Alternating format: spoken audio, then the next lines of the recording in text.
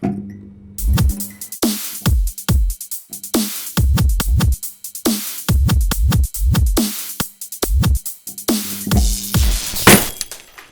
everyone, Gavin here, and I'm joined by Glen Powell of Expendables 3. Now I have a secret, Glenn. What's up? I was not an Expendables fan. I watched the first one, and I was like, That's how yes, this interview's gonna start? action stars in a movie, but there's too much talking and not enough explosions for my liking. So That is not the problem with Expendables 3. That is not the problem with Expendables 3. They seem to have fixed everything that I had a problem with action stars being in a movie, just talking for 3 hours.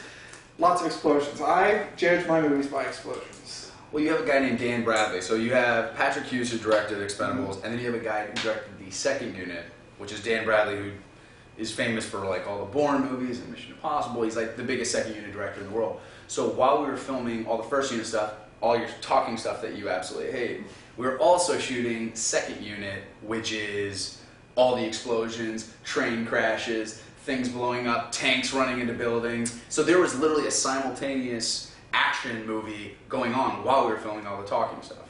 So we basically have like 2 movies here, but it's like one movie that's all action. It was a 3-hour movie originally that has been edited down to like a little over 2. I love my explosions, I'm not going to lie. So we always start our interviews with our guests with the Fanboy TV Gauntlet of Doom. It's 5 questions. You answer the first thing that comes to your mind, kind of get you warmed up some, even though I think we're already pretty much warmed up since my little dirty secret about Expendables came out. So, question number 1. Yeah. What is your favorite over-the-top action film of all time? Die Hard. Die Hard? Yeah. Die Hard is a great one that I grew up with. 2.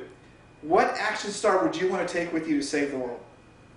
I'm going to go with, new one is Ronda Rousey. She is not an action star yet, but she will be. Let me tell you also who's more lethal than you can even imagine is Sylvester Stallone. Go with this guy in the gym, hit gloves with him. The dude's a real life killer. Well, he was Rocky. I wouldn't hit gloves with him to save my life. I'm like, the guy's no joke. The guy's the real deal. He's one of my favorite childhood icons. Him and Arnold Schwarzenegger. He's had what, like 4 decades of kicking ass training. Mm-hmm. So I mean, his job is to beat people up and kill them. So I mean, obviously, if you're talking about taking a few practice rounds, I'd take Sylvester Stallone. All right, number 3. Yep. How many more explosions could they possibly fit into Expendables 3? The answer is 0. 0? Really? There wasn't any in the can that's going to be like the director's cut? Are you talking about how many more did not make the cut? Yeah. Almost an hour. Oh, I'm telling you. Let me I tell want to you, see it. There's a scene where we blow up the end of the movie. Spoiler alert! When there's that huge block ends up blowing up. Mm. That's a hospital that got blown. I'm watching them rig this thing up. There were so many explosions, and there's no red tape in Bulgaria, so you can blow up anything. Like you can blow up anything you want in Bulgaria. We're going to be going to Bulgaria very soon. Yeah, if you are a pyro, if you love blowing things up, I can tell you love blowing things up. We do. Go to Bulgaria, man. They are down to blow things up with you. All right. Now, pick one that you would prefer to do for the rest of your life. Stage, TV, or big screen? Big screen. Big screen. I mean, I think that's the dream. I think everybody, look, as a kid, you grew up like wanting to shoot guns and kill bad guys with all these guys. So, like, that's what I'm getting to do, you know? I mean, the big screen, very few people get to not only be action stars, but very few people get to be on the big screen. So getting to do both, that's a dream come true. All right, and last gauntlet question. In your best Arnold impersonation, say, "Get to the chopper! Get to the chopper! Get to the chopper!" We died when he said that in the movie. We were done. Did I tell you the story? No. Oh, dude, my first day on set, Arnold, we're taking this big group picture, and Victor Ortiz was the only guy not in the picture. And so Victor's like across the roof. It's that first shot that you see like us all like on the roof carrying guns. And I go, "Victor, get to the picture, Victor." And Arnold Schwarzenegger's right in front of me, and he just like turns around. And he just like looks at me. I was like, "Oh shit!" I had no idea like that. I do this terrible Arnold Schwarzenegger, and he'd be. How did you not know he was right in front of you? He's a big dude. So I do that crappy accent in my daily life. So it came out before I realized Arnold Schwarzenegger was standing in front of me. So like I'm like, let's go, we got to go, like in my real life. So when Arnold Schwarzenegger is actually standing in front of you, it just kind of came out, and then he like turned around. I was like, oh god, I never knew the day would come where I'd do that crappy accent and he would be right in front of me. And the slide just looks at me, he's like, dude, what are you doing? And I was like, I don't know. And 10 minutes later, I go over to Jet Li and I was like, dude, I just want to let you know I'm a huge fan, really excited about getting to work with you. And he didn't really say anything. I was like, all right, cool. And Snipes comes up to me and he goes, yo, dude, who are you talking to? And I was like, Jet Li, man. He goes, that's not Jet Li. That's Jet Li. I was introducing myself to a stunt. So that was like my first hour on set. Yeah, what a great way to start being on set, Yeah. you know? No, I think getting kicked out of Expendables 3 was that close to happening. I think I was probably one strike away from ending up back in the United States. See, I would have been really sad because then you would have gotten to be next to Han Solo and all those other great Zorro, people. Blade. Yeah, the idea of Expendables is absolutely insanely crazy fun. What was your first experience with the Expendables franchise that made you say, hey, I want to do this? Well, I mean, I don't think there's any kid on the planet that doesn't want to be in that movie. There's no guy on the planet, at least, that would turn down Expendables. I'm a fan of the franchise, so when a buddy basically said, hey, you know, Expendables 3 is coming down the pipeline, I think you'd be good for it. I was like, are you kidding me? Like, I'm 100% in. And then I was filming a movie called Sex Ed in Florida, and he calls me and goes, dude, we need your audition tape in like an hour. Sly's like, we're moving towards production. Sly's like, gotta choose like now. So I like went into the wardrobe trailer, threw like something on tape, sent it, and I found out I was down to the last 3 for this thing. So I call my buddy up and I go, dude, I need Sly's cell phone number. And he goes, no. And I was like, what if you give me his email? He goes, all right, I'll give you his email address, but you did not get it from me. And I was like, fine. So I emailed this really passionate letter to Sylvester Stallone that basically said, you know, I grew up fighting, like my uncles were MMA guys, I have a gun range in my basement, like you're gonna meet a lot of actors that are not the real deal, like if you put me in the trenches, I will fight for you, and if you don't cast me, like you're gonna look at whoever you did cast and you're gonna regret it, because you should have gone with me. And I got a call 2 days later, and Sly was like, welcome to Expendables, I'll see you in Bulgaria. It was more like this. Welcome to Expendables, see you in Bulgaria. It was more like that. Hope you don't do that when he's around. No. Something tells me you'd be out of 4 real quick. Yeah, no, let me tell you. No, Sly, everybody's got a bad Sylvester Stallone impression. Everybody tries to do it, but his voice is impossibly low. So it's like impossible for any of these guys to do a good Sly impression. But, you know, look, that dude's as manly and cool as they come. I don't think he cares. I think he loves being impersonated.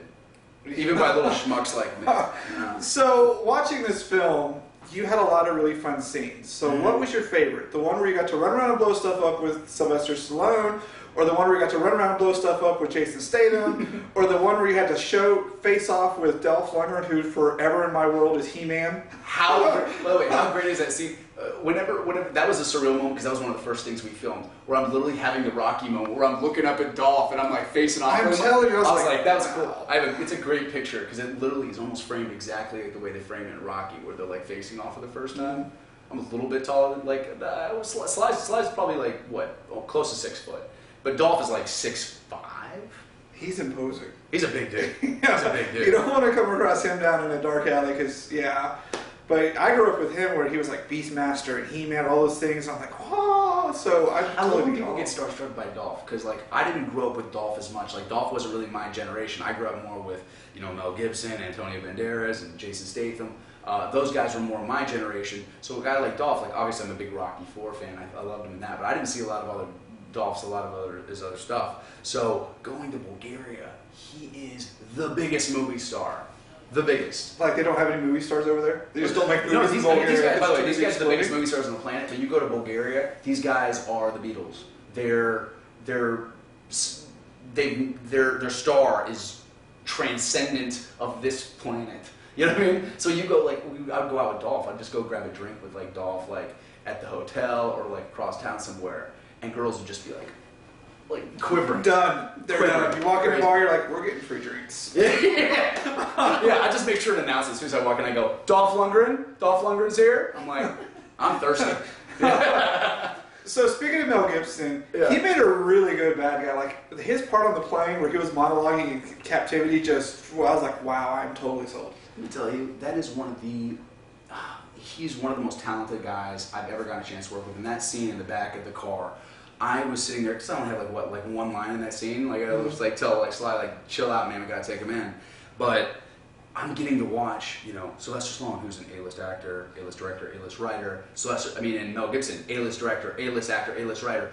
literally face off against each other, and they're like rewriting the scene while I'm like sitting there watching, and they're like, wait, what do you think about this line? Like, do you like this? We should probably move this here. Does this make sense? How do you guys think of this plays? And then I'm getting to watch Mel Gibson in the monitor go like, I'm like moving my head too much. I'm like blinking. I'm like looking weak. He's like, all right, and he's like taking it back. So they're like, these A-list guys are critiquing themselves like I would critique myself, which gave me like a whole bunch of confidence to go, oh, like, even though these guys are at the top, like they're just like a neophyte actor like myself. They did an amazing job. So Expendables 3 was great, and I think one of the reasons I loved it so much was one, I like people who make films because they just love making films. It's fun. They just want to blow stuff up and have a good time. And who would you want to see them add to Expendables 4? That isn't already in the Expendables franchise. Who could they add to 4? Oof. I've seen the short list for Expendables 4. I've smoked a cigar with a couple of them.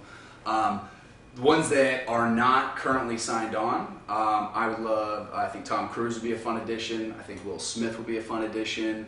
The Rock would be a fun addition. Everybody says The Rock.